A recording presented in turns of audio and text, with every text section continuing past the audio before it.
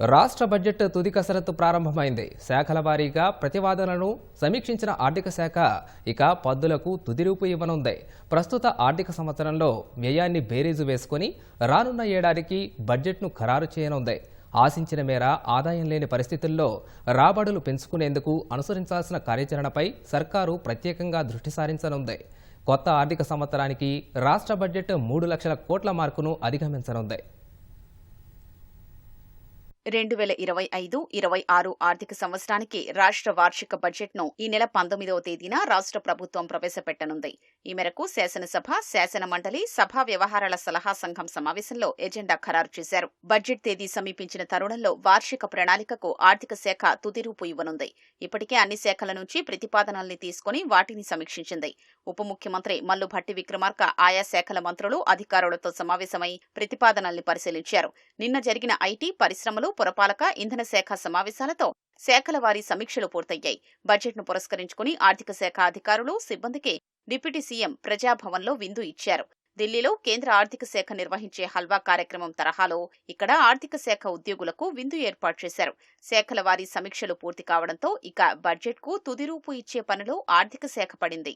ప్రస్తుత ఆర్థిక సంవత్సరం ఆదాయ వ్యయాల్ని బేరీజు వేసుకుని రానున్న ఆర్థిక సంవత్సరం బడ్జెట్ను ఖరారు చేయనున్నారు. 2024-25 ఆర్థిక సంవత్సరానికి రాష్ట్ర ప్రభుత్వం 2,91,059 కోట్ల రూపాయలతో బడ్జెట్ను ప్రవేశపెట్టింది. అయితే బడ్జెట్లో రాష్ట్ర ప్రభుత్వం ఆశించినంత మేర ఆదాయం ఈ ఏడాది రాలేదు.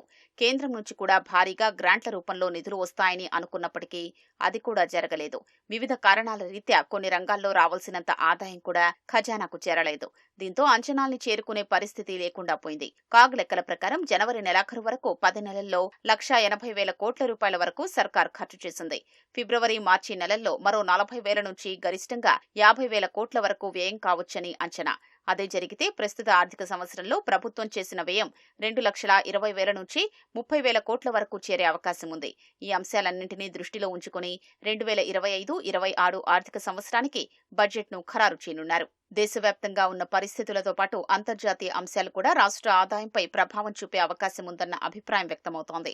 పారిశ్రామికంగా చూస్తే రాష్ట్రానికి ప్రధానంగా ఫార్మా, ఐటీ రంగాలు ఎక్కువ ఆదాయాన్ని సమకూరుస్తాయి. ఈ రంగాల్లో పెద్ద వినియోగదారు అమెరికా అని అంటున్నారు. ప్రస్తుతం అక్కడి ప్రభుత్వం తీసుకుంటున్న నిర్ణయాలతో కొంతమేర ప్రభావం రాష్ట్రంపై కూడా పడొచ్చన్న అంచనా ఉంది. కేంద్ర బడ్జెట్ కూడా ప్రస్తుత ఆర్థిక సంవత్సరంతో పోలిస్తే కేవలం 5% మాత్రమే పెరిగింది. ప్రస్తుత ఏడాదిలోని ఖర్చుల్ని ప్రామాణికంగా తీసుకుని వచ్చే ఆర్థిక సంవత్సరం బడ్జెట్ వాస్తవిక దృక్పథంతో ఉంటుందని ఆర్థిక శాఖ వర్గాలు చెప్తున్నాయి.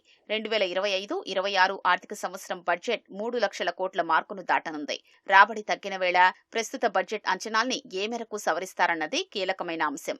దాని ఆధారంగా వచ్చే ఏడాది ఆదాయం అంచనా దృష్టిలో ఉంచుకుని కొత్త బడ్జెట్ ఖరారు చేయనున్నారు. ఆదాయ పెంపు మార్గాలపై రాష్ట్ర ప్రభుత్వం ఈసారి ప్రత్యేకంగా దృష్టి సారించే అవకాశం స్పష్టంగా కనిపిస్తోంది. పన్నుల ద్వారా రాబడులతో పాటు పన్నేతర ఆదాయాన్ని పెంచుకోవడం, కేంద్ర ప్రభుత్వ ప్రాయోజిత పథకాలు, ఇతర రూపంలో వీలైనంత ఎక్కువ మొత్తంలో నిధులు తెచ్చుకునే కార్యాచరణ అమలు చేయాలని సర్కార్ భావిస్తోంది.